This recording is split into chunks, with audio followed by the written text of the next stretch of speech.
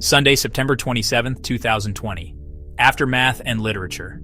The current time in Auckland, 10:19 p.m., Hong Kong, 5:20 p.m., Rome, 11:22 a.m., and Rio de Janeiro, 6:22 a.m. Here are the latest numbers from Worldometer.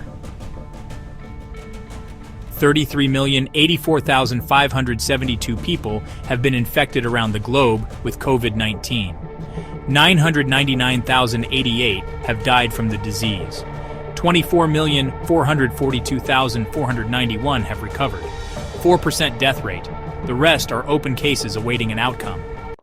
So many people lost their job because of the pandemic, then their house burned down because of wildfires, and now they're homeless with the first day of autumn this last week. Tough. We can be thankful that winter remains in the future. While snow-capped mountains are ideal for water going into the summer, at this time with thousands of new homeless people, it's best their cold touch is months away. FEMA and the Red Cross have been a major support. There's an amazing group of organizations that land in a place like this after a disaster.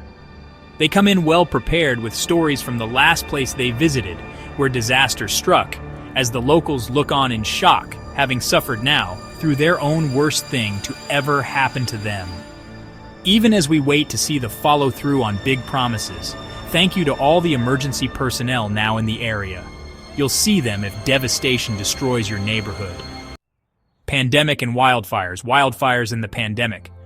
Only the wildfires are going to clear up as the weather changes. The rain many complain about is the godsend when fire destroys entire towns with smoke hanging in the sky oppressing all life. Even the birds suffer unable to escape as the entire West Coast has erupted into flames for weeks on end. Even as the weather might improve here, it could stay hot in Southern California, where migrating birds are unable to find solace from winter. Then back to the pandemic for humans at least. Imagine being thrust out on foot to start from scratch in this economy. Not just you, thousands of people that lived near you and worked in a similar profession, now all competing for a small paycheck that can't even go towards rent. It's a hotel by the grace of the federal government for those lucky enough to be approved without delay. For others who have a car, it's become their new home. Then there are those who now know the street's harsh reality. With Netflix unavailable, imagination creates scenes in the relentless smoke some say helps spread coronavirus. There you are, exposed to the virus you've been avoiding while having to deal with things you never thought of a week ago. It's a terrible position to be in.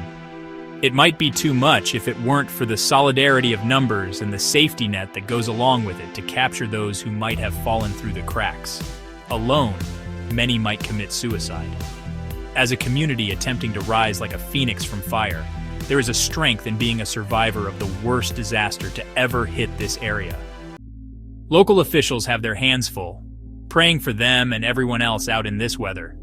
It's hot in September with smoke-choking lungs assaulted by COVID-19. There's no vaccine and the halt on CBD seems cruel, while big pharma drugs with dangerous side effects are floated around as the cure to all our ills. At least it has rained.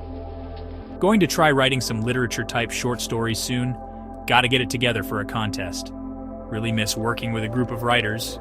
There are still places to write, only unable to commit to more than one story a week at this time.